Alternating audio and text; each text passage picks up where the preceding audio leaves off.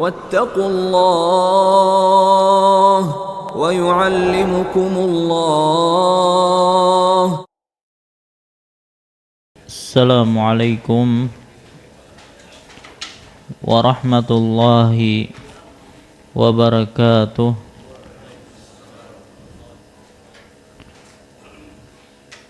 الحمد لله رب العالمين وبه نستعين على أمور الدنيا والدين وأشهد أن لا إله إلا الله وحده لا شريك له وأشهد أن محمدا عبده ورسوله. اللهم صل وسلم وبارك على نبينا ورسولنا محمد وعلى آله وأصحابه ومن تبعهم بإحسان إلى يوم الدين. أما بعد، فيا عباد الله، kaum muslimin wal muslimat rahimani Allahu wa iyyakum. Alhamdulillah, segala puji bagi Allah Subhanahu wa ta'ala, yang mana pada malam hari ini kembali kita bisa berkumpul di majelis yang mulia ini dalam rangka menghadiri kajian rutin kita dengan kitab Bulughul Maram karya Al-Imam Ibnu Hajar Al-Asqalani rahimahullahu ta'ala. Salawat serta salam tidak lupa kita sampaikan kepada junjungan kita Nabi besar Muhammad sallallahu alaihi wasallam, kepada keluarga beliau, para sahabat beliau, dan orang-orang yang istiqamah di atas jalan beliau ila yaumil qiyamah. Insyaallah pada kesempatan malam hari ini kembali kita akan melanjutkan pelajaran kita, masih membahas tentang Kitabuz Zakah, yang mana pada malam hari ini kita akan memulai pembahasan rinci berkaitan tentang zakat, yang akan kita mulai dengan zakat mal. Nah, sebenarnya kalau kita merujuk kepada kitab Bulughul Maram, maka Ibnu Hajar Al-Asqalani rahimahullah, beliau mendahulukan hadis-hadis berkaitan tentang zakat hewan ternak, ya, seperti kambing, unta, sapi, ya.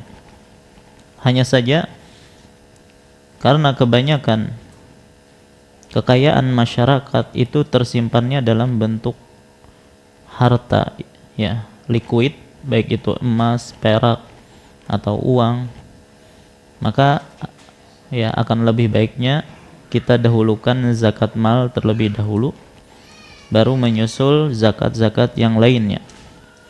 Apalagi kita sekarang hampir memasuki bulan Ramadan, dan banyak di antara kaum muslimin yang mengeluarkan zakat mereka di bulan Ramadan. Baik. Nah, jadi pembahasan kita malam hari ini adalah pembahasan rinci berkaitan tentang zakat mal. Nah, jadi tadi kita sebutkan di zaman sekarang sebagian besar kekayaan masyarakat itu tersimpan dalam bentuk harta liquid seperti emas, perak, uang, ya. Dan uang ini macam-macam, ada uang tunai, ada uang simpanan, ya. Uang digital itu masuk, ya. Dan juga barang dagangan. Maka sebagian besar dana zakat pun yang berasal dari masyarakat itulah berasal dari zakat mal atau zakat perdagangan. Adapun zakat peternakan, ya, itu sangat sedikit, Ya, bahkan tidak ada yang mana mereka memelihara sapi, kambing yang hanya diambil susunya saja, dimakan dagingnya saja. Kebanyakan orang yang punya banyak sapi itu untuk jual beli, ya kan? Maka ini masuk ke zakat perdagangan. Adapun pertanian, ya ini masih banyak, terutama di kampung-kampung yang profesi mereka masih sebagai petani, ya. Nah, jadi ketika harta zakat itu paling banyak itu berasal dari zakat mal, maka ini yang pertama kali kita bahas. Baik. Dalil wajibnya zakat mal itu adalah firman Allah di dalam surah At-Taubah ayat 35, yang mana Allah Subhanahu wa taala berfirman, "Yauma yuhma 'alaiha fi nari jahannam fatuqwa biha jibahuhum wa junubuhum wa zuhuruhum hadza ma kanaztum li anfusikum fadzuqu ma kuntum taknizun." Orang-orang yang menyimpan emas dan perak namun tidak menginfakkannya di jalan Allah, maka beritahukanlah kepada mereka bahwasanya mereka akan mendapatkan siksa yang pedih. Apa siksa tersebut? Ya tadi yang kita sebutkan, pada hari dipanaskan emas perak itu di dalam neraka jahanam. Lalu dibakar dengannya dahi-dahi mereka, lambung-lambung mereka, dan punggung-punggung mereka.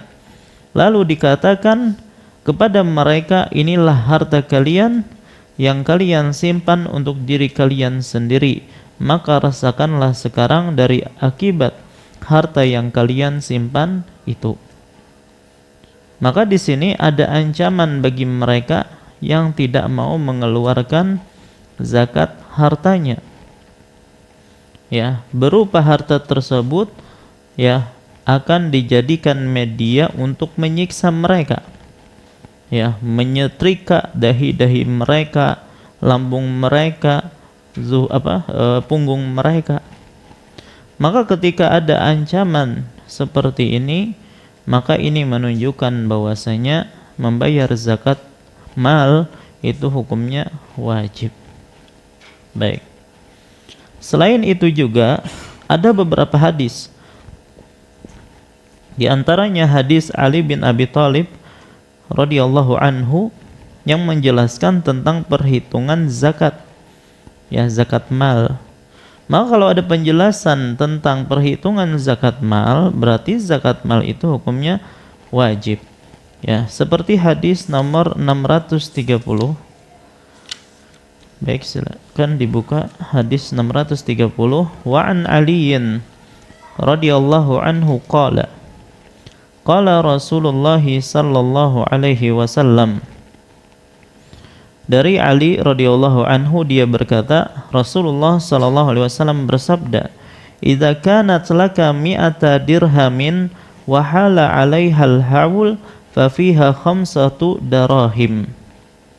Apabila engkau memiliki 200 dirham dan telah melewati 1 tahun, maka zakatnya 5 dirham.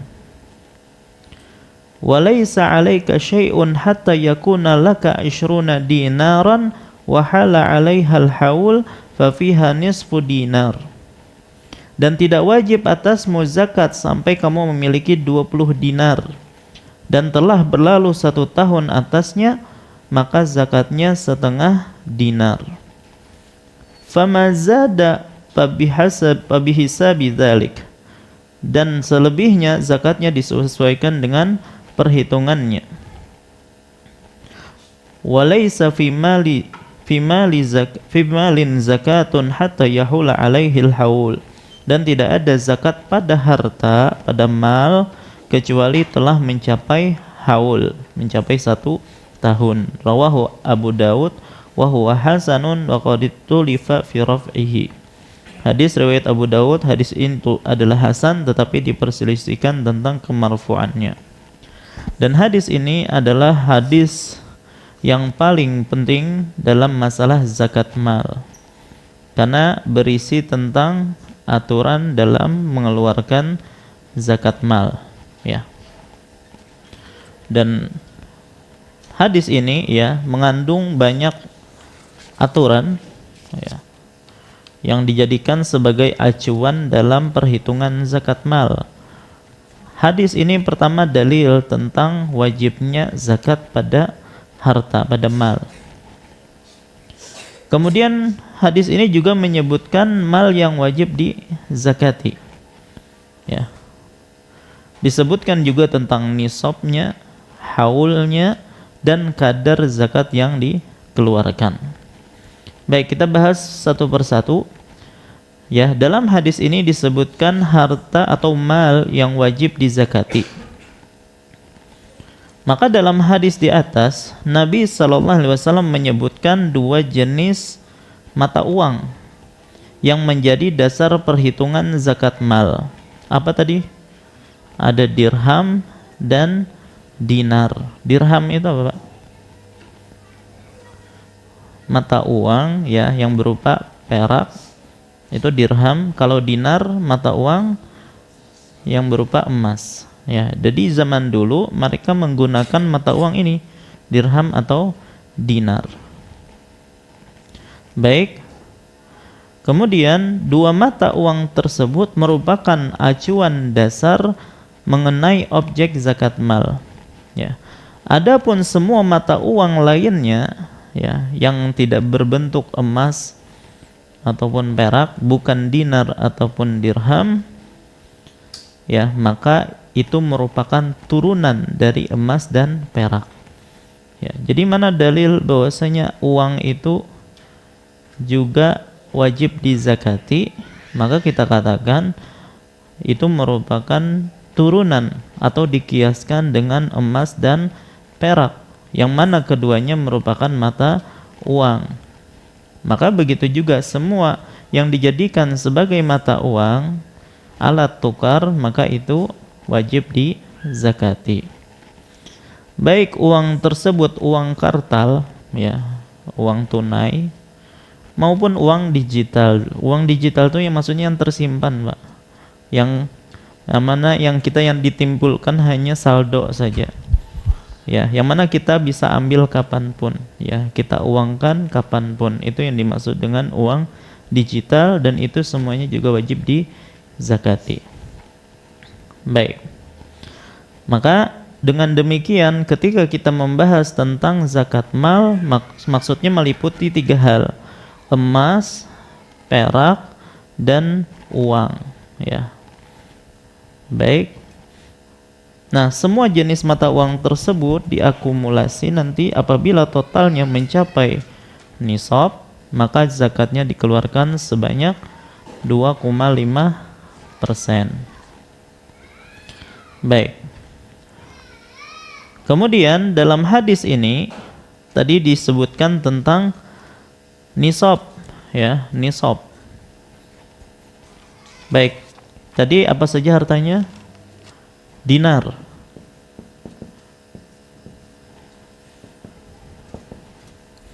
Jadi Nabi SAW, kalau engkau memiliki berapa tadi? 200 dirham.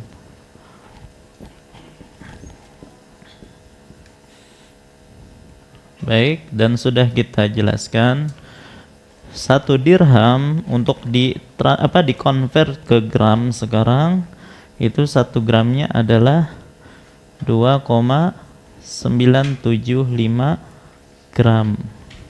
Maka kalau dikalikan totalnya adalah 595 gram. Ini nisab perak.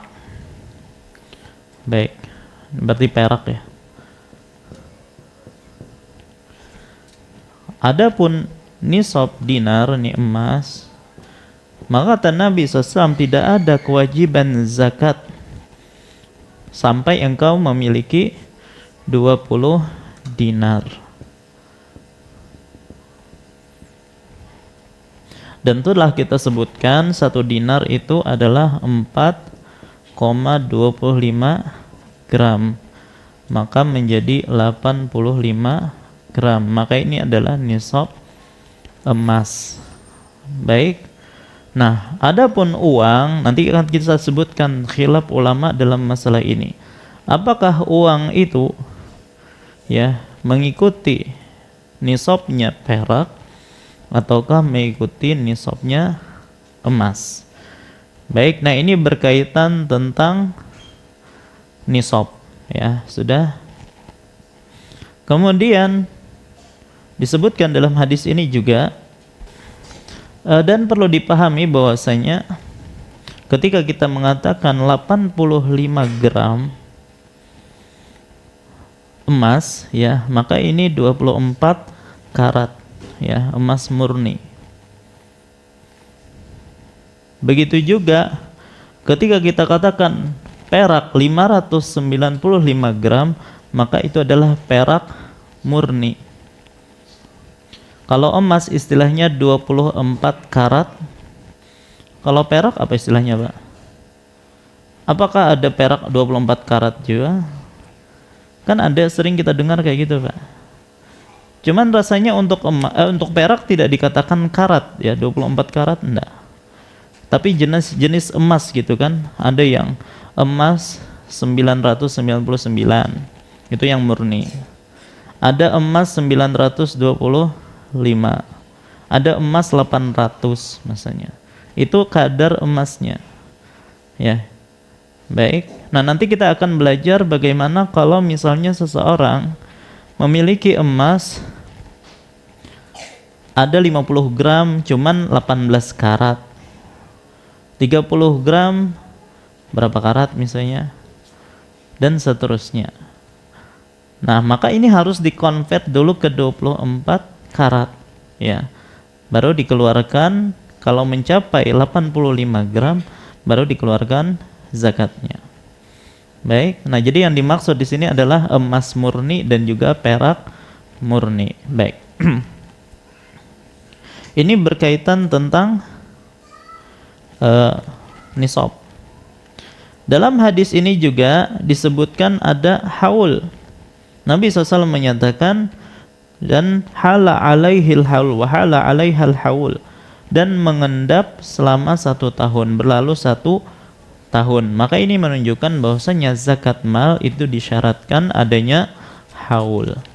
Baik.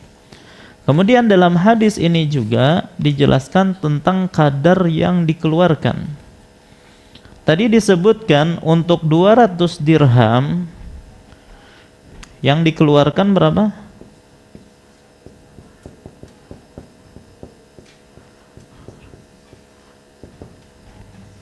Dalam hadis tadi disebutkan berapa? 5 dirham.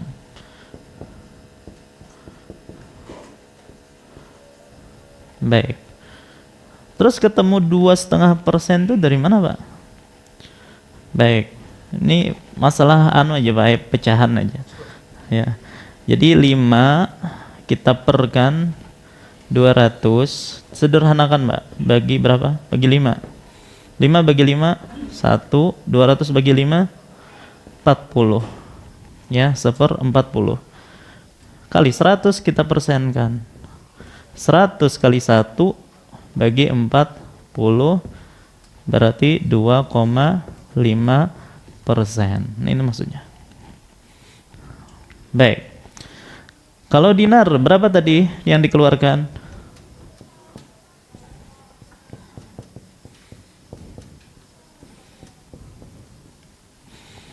Setengah dinar, ya kan?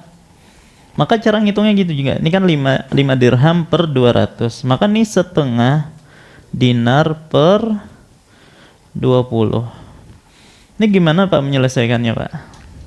Ini dipelajari, ingat banget ulen di kelas 6 SD dulu, Pak. Ya, jadi kan per ini kan sama bagi, Pak, ya. Per ini sama dengan bagi, ya. Bagi 20. Nah, semua angka itu, Pak, sama dengan per 1. Kalau 5 sama dengan 5 per 1. 10 sama dengan 10 per 1.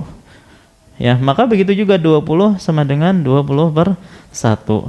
Berarti setengah bagi 20 per 1. Nah, biasanya kalau bagi seperti ini dirubah jadi kali, dibalik, Pak. Setengah kali 1 per 20 sama dengan 1 kali 1, 1, 2 kali 20, 40. Sudah dipersenkan sama dengan 2,5%. Ya, jadi sama. Dari situ munculnya. Baik.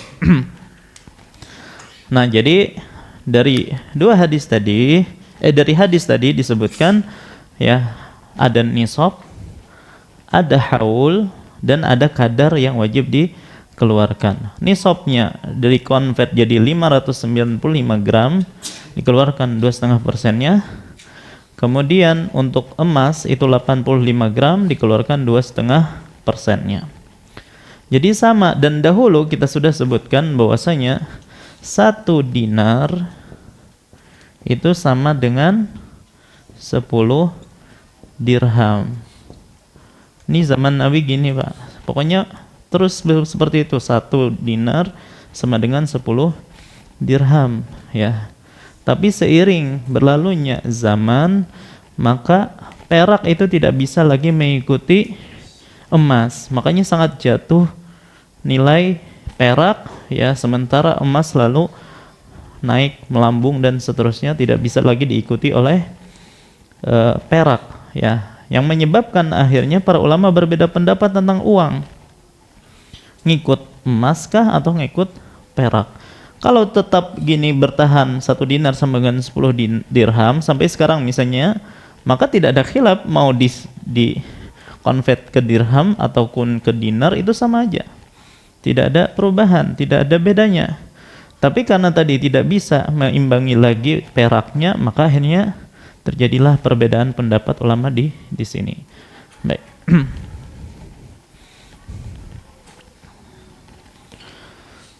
Nah, sekarang jadi setelah kita bahas tentang yang ada di hadis tentang dirham ataupun dinar, maka kita akan bahas bagaimana dengan uang. Apakah nisab uang mengacu ke emas ataukah mengacu ke perak? Baik. Dalam banyak aturan syariat, mata uang bisa dikiaskan, disamakan dengan emas, yaitu dinar atau perak, dirham. Dan pada zaman Nabi SAW, nilai kedua benda nilainya berimbang, yaitu 1 dinar setara dengan 10 dirham. Karena itu di masa silam perhitungan zakat keduanya itu sama.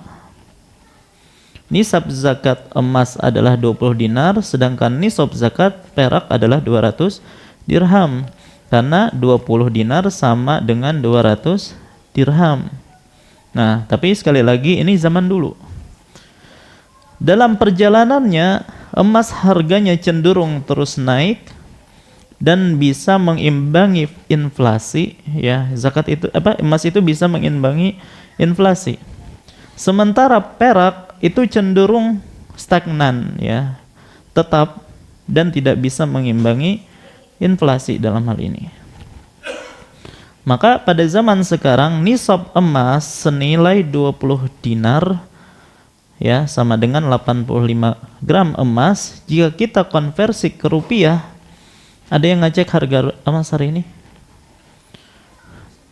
Ya, rasanya turun, ada turun sedikit, ya, kada banyak. Hah? Tadi anak cek kurang dari itu, sekitar 2.900.000 sekian gitu kan. Bisa beberapa jam itu naik sudah. Baik, nah sekitar segitulah. Anggaplah 2.900.000, ya, atau 2.900.000 sekian gitu ya. Kalikan aja 85 gram, maka bisa kurang lebihnya 250 juta. Anggaplah 250 juta. Baik, nisab emas anggaplah 250 juta. Kita bandingkan dengan nisab perak. Nisab perak tadi 595 gram perak. Berapa harganya sekarang? 1 gram. Baik. Ada juga ini berkisar antara 40 sekian sampai 50. Taruhlah kita ambil yang paling besar 50.000 lah. biar mudah ngitungnya. Berapa tuh? Kali 595. Hampir 30 juta ya. Hampir. Baik. Jadi anggap saja untuk memudahkan kita belajar, anggaplah nisab emas 250 juta dan nisab perak sekarang adalah 30 juta. Jauh banget bedanya kan, Pak? Ya, sangat jauh. Berapa kali lipatnya ini, ya. Maka jika kita menggunakan nisab emas untuk uang ya, maka orang yang orang yang wajib berzakat adalah orang yang memiliki tabungan mengendap sekitar 250 jutaan tadi. Kira-kira banyak nggak orang yang memiliki uang segitu, Pak? Ya, mungkin masih banyak ya. Ya, banyak.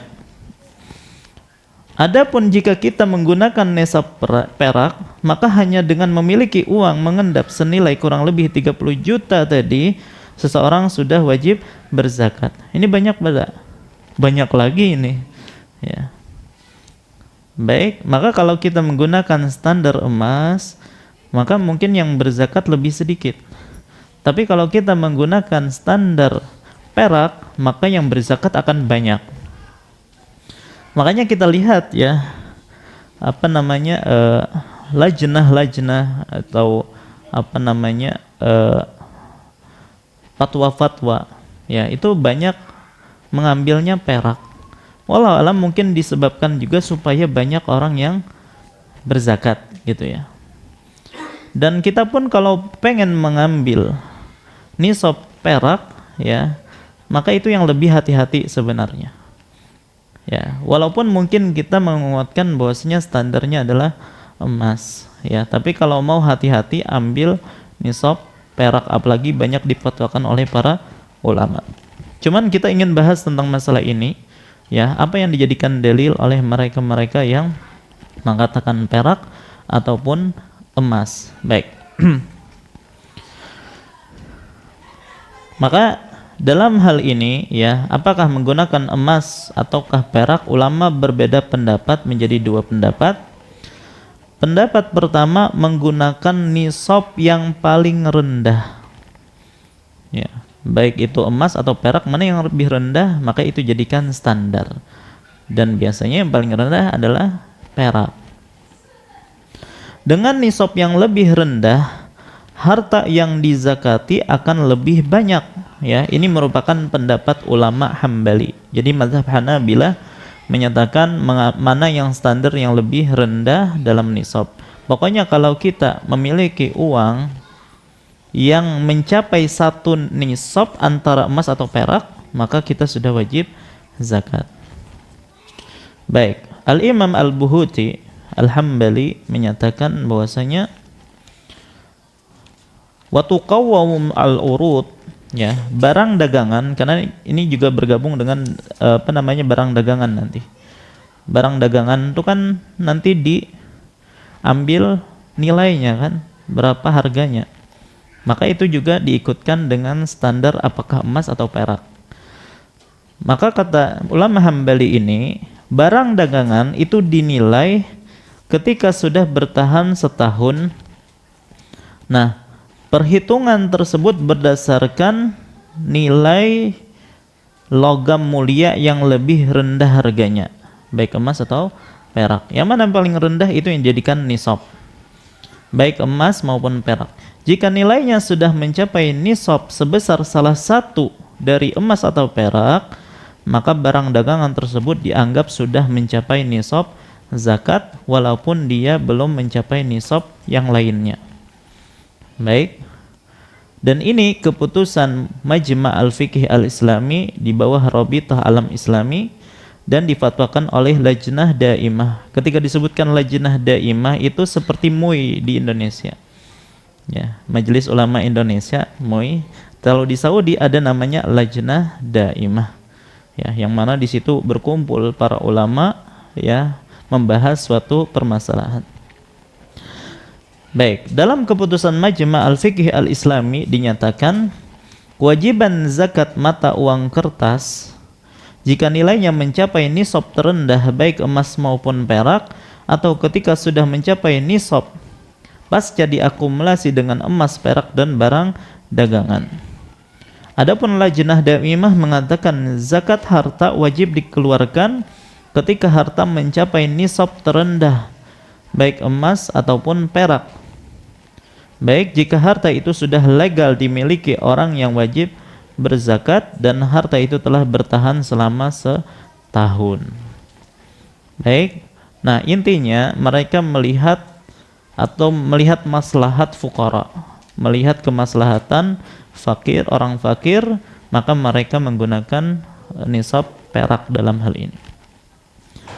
Baik, pendapat yang kedua menggunakan nisab emas karena nilai emas lebih stabil dibandingkan perak. Lebih stabil di sini maksudnya bisa tadi mengikuti inflasi tadi kan, sehingga lebih bisa dijadikan sebagai acuan standar. Nah, jadi emas itu lebih stabil daripada perak, makanya bisa dijadikan acuan standar. Di antara ulama kontemporer yang berpendapat demikian adalah Profesor Dr. Wahbah Az-Zuhaili. Beliau mengatakan wajib menggunakan nisab untuk saat ini sebagaimana yang menjadi dasar acuan syariat zakat, tanpa melihat perbedaan harga antara emas dan perak. Mata uang kertas dihitung berdasarkan harga emas, karena ini yang menjadi acuan dalam transaksi muamalah. Alasan lainnya, underlying mata uang adalah emas. Underlying itu apa, Pak? Hah? Garis bawah. Itu underline. Oh ya. Underlying pakai eng di belakang. Ya, underlying itu ibaratnya jaminan atau dasar nilai dari uang kertas yang beredar. Ya, secara sederhananya uang kertas yang kita pegang itu ibaratnya itu seperti sertifikat, ya, yang mewakili sejumlah emas yang disimpan oleh negara katanya. Walaupun dalam hal ini pun ya masih ada beberapa catatan, ya, tapi di antara alasannya tadi uang kertas yang beredar itu adalah mewakili sejumlah emas yang dimiliki oleh negara di bank sentral, ya. Makanya berarti yang menjadi acuan adalah emas. Baik, alasan yang lainnya juga kenapa dikuatkan emas dalam masalah ini, seperti yang disebutkan oleh ulama yang lain, yaitu Dr. Muhammad Al-Ashqar. Beliau menyebutkan pada masa sekarang sebagian ulama cenderung mengembalikan standar nisab objek dagangan dan uang kartal kepada nisab emas. Nah, beliau menjelaskan alasannya. Ada sisi alasan yang cukup kuat, yaitu dengan mempertimbangkan ketahanan nilai jual emas. Harta senilai nisab emas, yaitu 20 dinar, pada zaman Nabi SAW kurang lebih bisa dipakai untuk membeli 20 ekor kambing di Mekah. Ya, 20 dinar itu di zaman Nabi SAW itu bisa membeli 20 ekor kambing. Baik, ulun akan ceritakan dalam masalah ini. Ada sebuah hadis yang diriwayatkan oleh Al-Imam Al-Bukhari dari sahabat yang mulia bernama Urwah Al-Bariqi. Urwah Al-Bariqi. Hadis ini juga penting nanti ketika kita membahas tentang jual beli, ya, tentang fikih muamalat nanti. Jadi dari Urwah Al-Bariqi, anna Nabiyya sallallahu alaihi wasallam a'tahu dinaran yashtari lahu bihi syah. Nabi SAW memberinya uang 1 dinar untuk dibelikan seekor kambing, ya. Jadi Nabi mengasih kepada sahabat ini 1 dinar, disuruh untuk beli kambing. Lalu, ya, fashtara lahu bihi syatain. Ternyata sahabat ini mungkin hebat dalam menawar atau bagaimana gitu kan. Ternyata dia bisa membeli dengan 1 dinar tadi 2 ekor kambing. Ya, yang disuruhnya cuma 1, malah dibelinya 2. Baik. Akhirnya apa?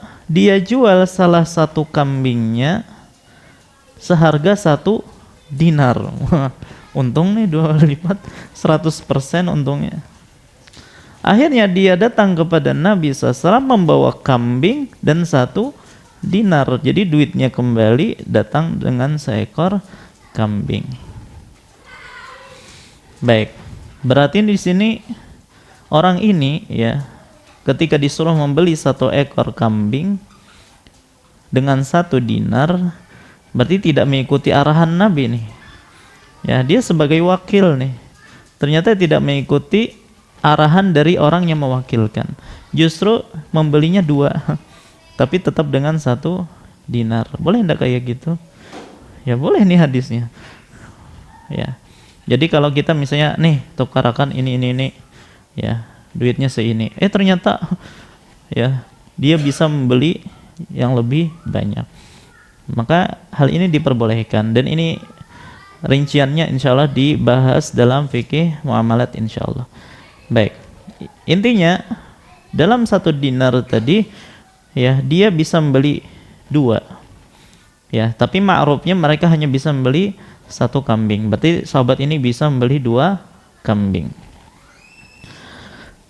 Baik, maka datanglah dia membawa 1 dinar dan seekor kambing dan Nabi SAW pun mendoakan bagi dia dalam jual belinya, mendoakan keberkahan dalam jual belinya. Bahkan Nabi mengatakan, wa kana law ishtara turab la rabiha fi. Ya, seandainya ia membeli tanah pun atau debu pun ya dia pasti akan untung ya. Saking berkahnya jual beli orang ini ya. Yang di sini menjadi perhatian kita bahwasanya dahulu di zaman Nabi SAW 1 dinar itu bisa membeli 1 atau 2 ekor kambing. Baik, nah sekarang kita tadi sudah ulun coba hitung-hitung malah. Jadi di zaman Nabi dulu 1 dinar itu 1 ekor kambing. Nah sekarang kita kan tadi 1 dinar sama dengan 10 dirham. Sekarang kita jadikan di zaman sekarang 1 dinar, baik, kan tadi 4,25 gram kali berapa tadi harganya? Kurang lebih 2,9 juta tadi ya. Berapa jumlahnya? Sekitar 12 jutaan. 12 juta 325 ribu.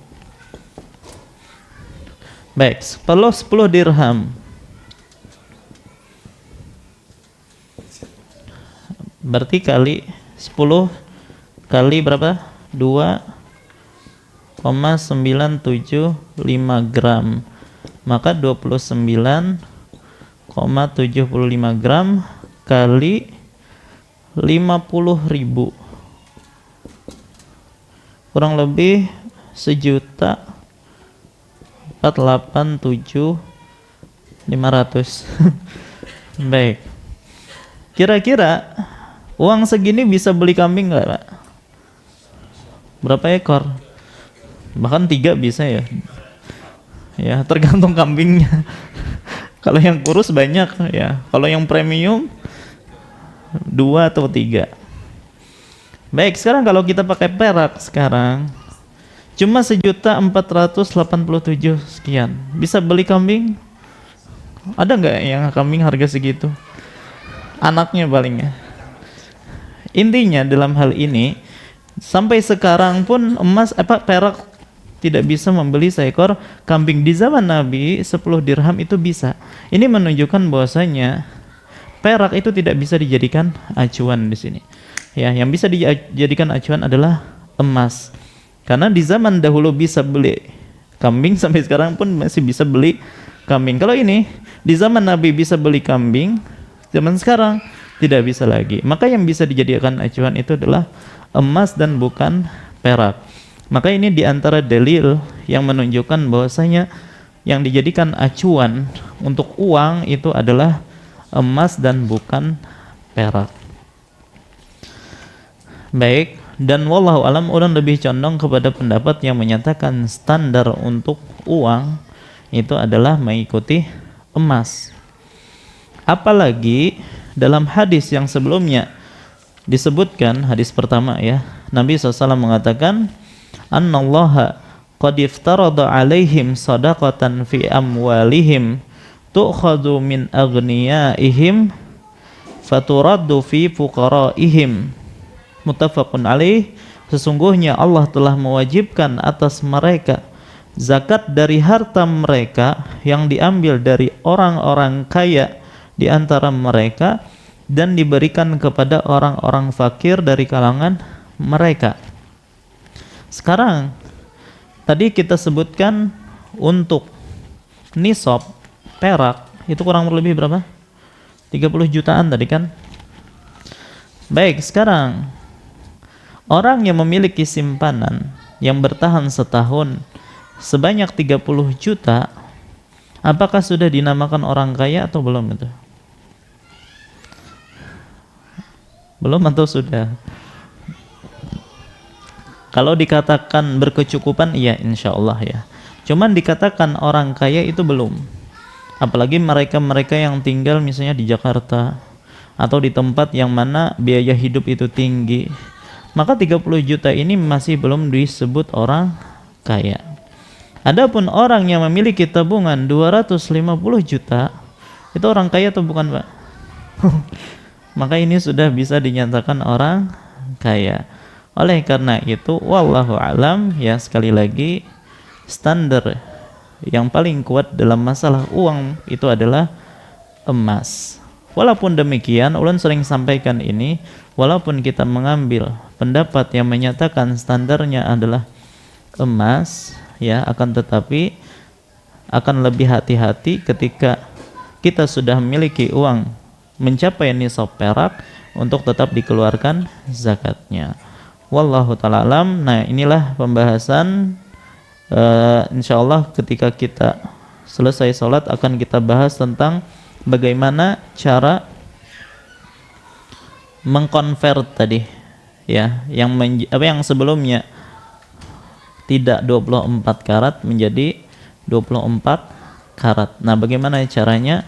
Insyaallah kita sampaikan setelah sholat. Wallahu ta'ala alam wa sallallahu ala nabiyina Muhammad wa ala alihi wasallam.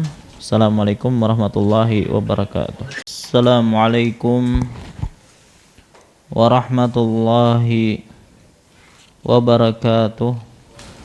Alhamdulillahi rabbil alamin wa bihi nasta'in ala umurid dunya wad din.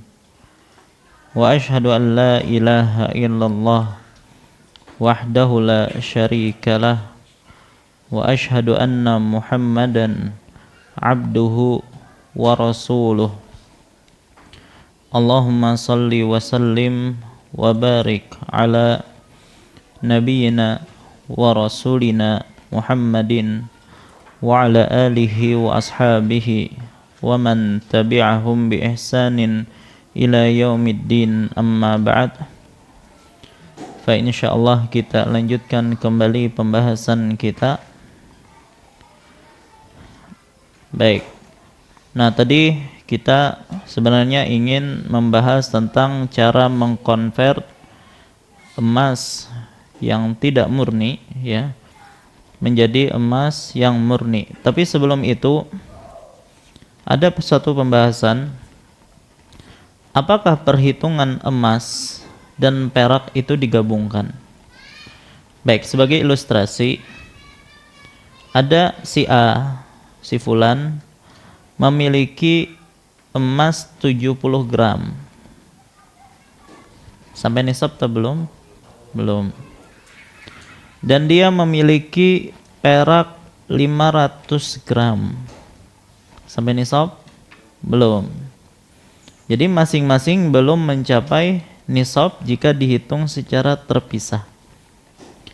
Tapi jika digabungkan, keduanya mencapai nisab. Pertanyaannya, wajibkah si A mengeluarkan zakat? Nah, ini pembahasannya. Maka ada dua kemungkinan. Kemungkinan pertama, jika keduanya dihitung secara terpisah, emas maupun perak tersebut masing-masing belum mencapai nisab. Karena nisab emas 85 gram, sedangkan nisab perak 595 gram. Dengan demikian emas maupun perak sama-sama tidak wajib dizakati. Itu kalau dipisah. Kemungkinan yang kedua, jika keduanya digabungkan, yaitu 70 gram emas tadi ditambah dengan 500 gram perak, maka tentu nilai akumulasinya bisa mencapai nisab sehingga wajib dizakati.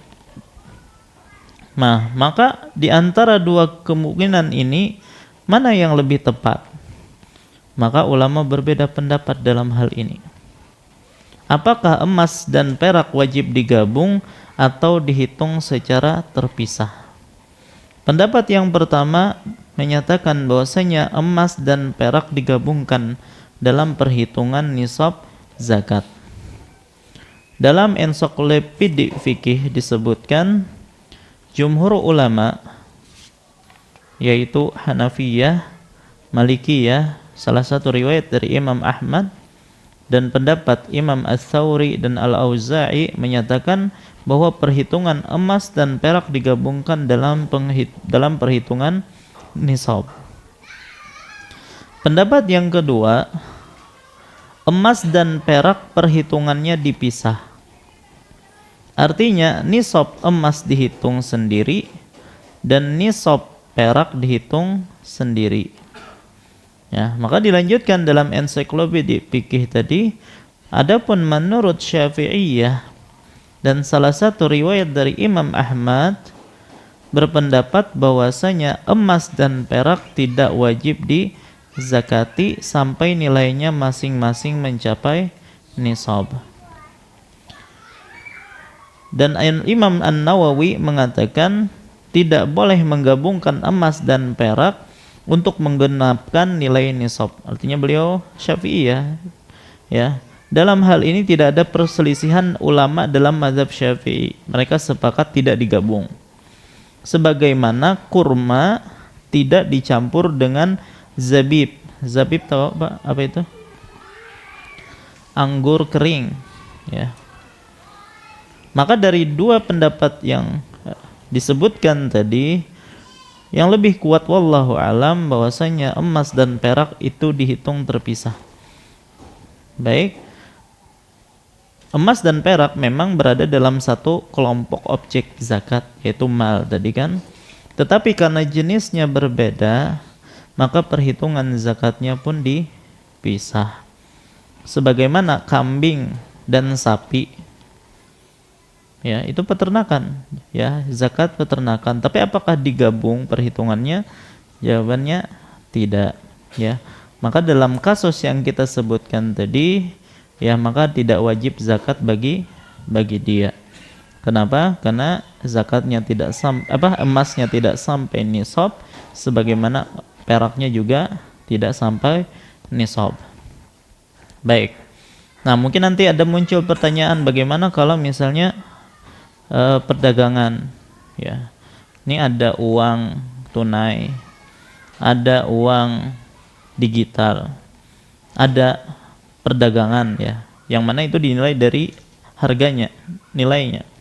Apakah digabung semuanya? Ini pembahasan pertemuan yang akan datang insyaallah, ya. Jadi jangan tanya dulu masalah ini soalnya akan datang penjelasannya insyaallah. Baik, sekarang tadi kembali kepada pembahasan menghitung nisab emas yang di bawah 24 karat.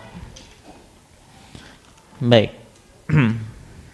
Misalnya si A, jadi si A memiliki emas, kalung, ya, kalung emas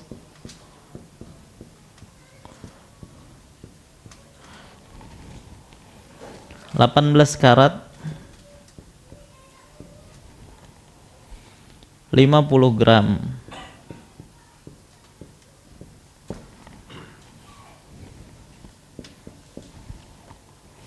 Gelang emas.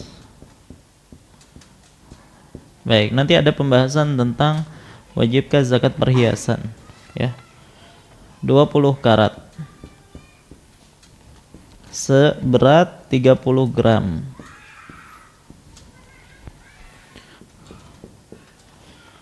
Cincin plus anting 22 karat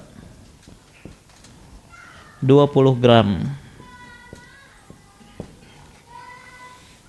Kalau diakumulasi, ini berapa gram semuanya?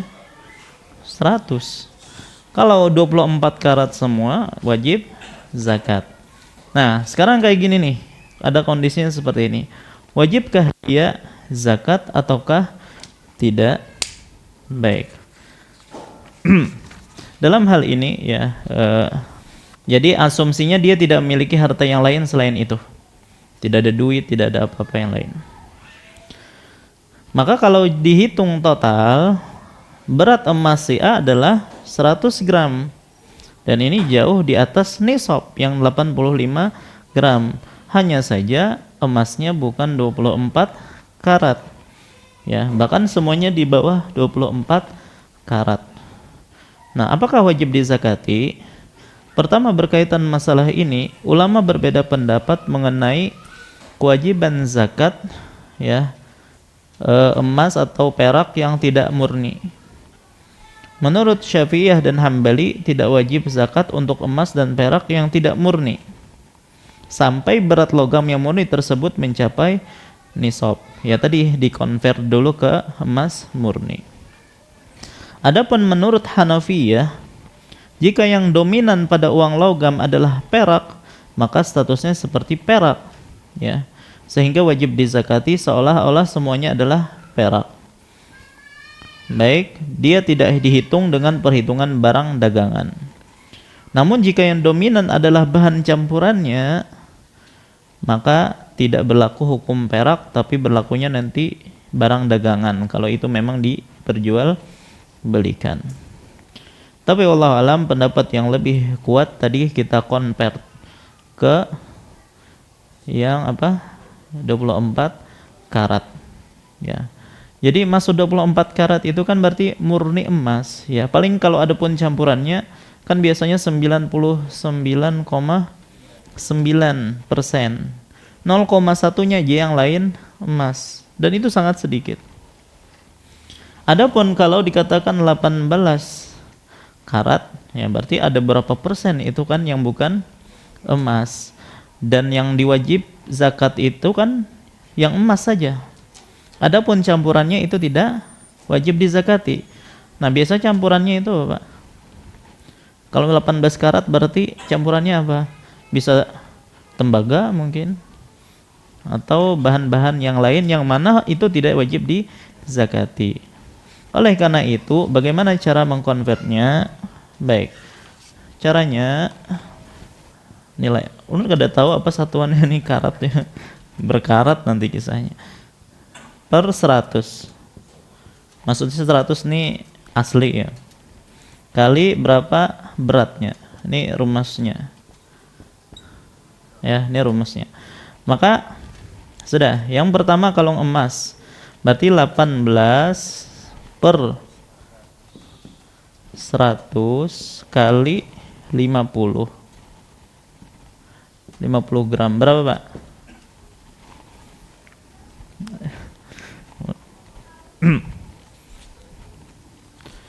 37,5. Ini kali ini bagi ini gram. Nah, berarti 50 gram 18 karat itu sama dengan 37,5 gram 24 karat. Baik. Kemudian ini 20, afwan bukan 100, afwan 24. Kita berbicara nanti emas yang nanti perak baru yang 100. 20 per 24 kali, berarti ini salah rumusnya ya, 24 afwan, kali 30.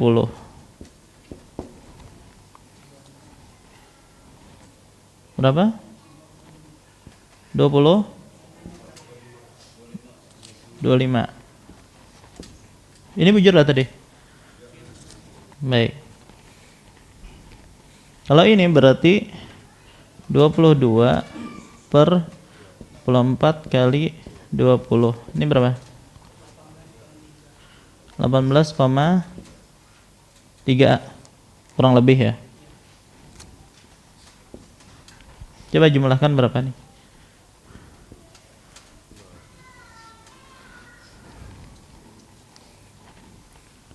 Baik, ini berarti 8 di sini ya. 80,8 gini kah? Baik. Ini sampai nisab atau belum? Belum. Maka kasus si A ini belum wajib zakat.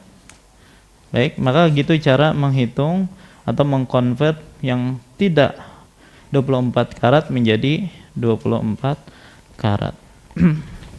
Baik, ini baru ngitung emas. Belum ngitung perak. Ya. Dan kita lihat Pak lah, perhitungan-perhitungan dalam fikih Islam itu rata-rata berkaitan dengan pecahan, persenan gitu ya, desimal.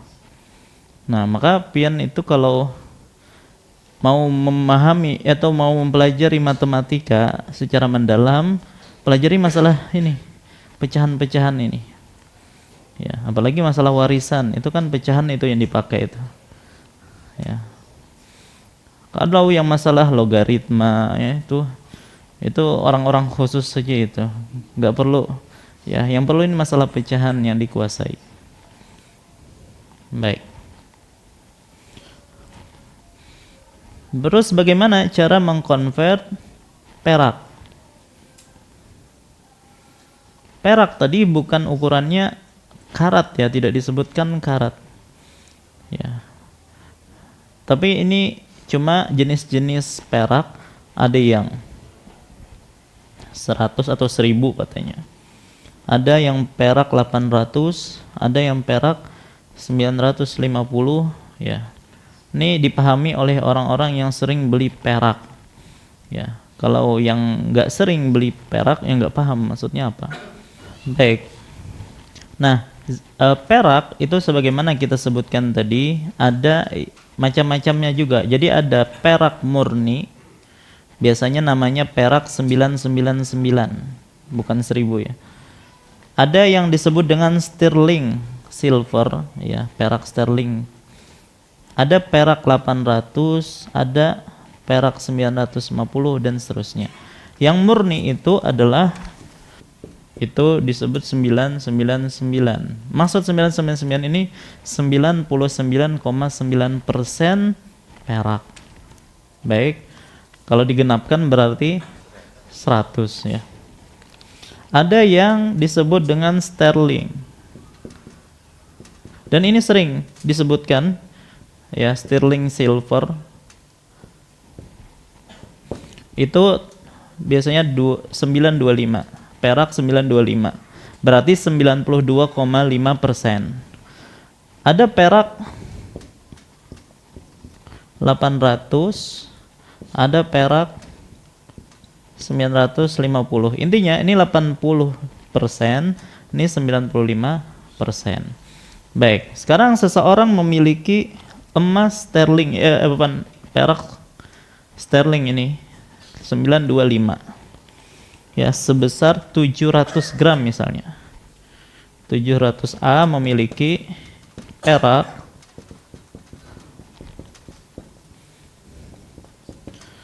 700 gram. Apakah wajib zakat? Maka rumusnya itu, nah, sterling silver ini kan ini. Maksudnya adalah 92,5. Maka Ini dikasih koma belakangnya Pak. Maka perhitungannya jenis perak gini ya. Jenis perak per 100 dianggap 100 kali berat. Ini rumusnya. Maka untuk kasus ini jenis peraknya adalah, nah berarti ini yang ini ya. Berarti ini 80 gunakan. Ini gunakan 95 jenis perak. Berarti 92,5 per 100 kali 700. Berapa Pak? Hitung berapa ini? 647,5 gram murni perak. Baik, maka wajib zakat atau tidak? Wajib zakat karena melebihi nisab. Pokoknya yang ini dijadikan rumusnya. Jadi jenis perak itu sebenarnya kalau dikatakan perak 800 maka gunakan 80, maksudnya 80%. Kalau dikatakan perak 950 maka gunakan 95 per 100 dan seterusnya. Kalau hasilnya itu adalah 595 atau lebih maka wajib dizakati. Nah, begitulah cara mengkonvert emas yang tidak murni ke emas murni atau perak yang tidak murni ke perak murni. Baik, pada pertemuan yang akan datang kita akan membahas tentang akumulasi zakat, ya, yaitu menggabungkan semua harta, baik itu uang, emas maupun barang dagangan, ya. Kita akan bahas bagaimana caranya pada pertemuan yang akan datang insyaallah. Nah, inilah pembahasan kita malam hari ini. Semoga apa yang kita sampaikan bermanfaat. Salah khilaf mohon maaf. Wassallallahu ala nabiyana Muhammad wa ala alihi wasallam. Subhanakallahumma bihamdika asyhadu an la ilaha illa anta astaghfiruka wa atubu ilaik. Wassalamualaikum warahmatullahi wabarakatuh.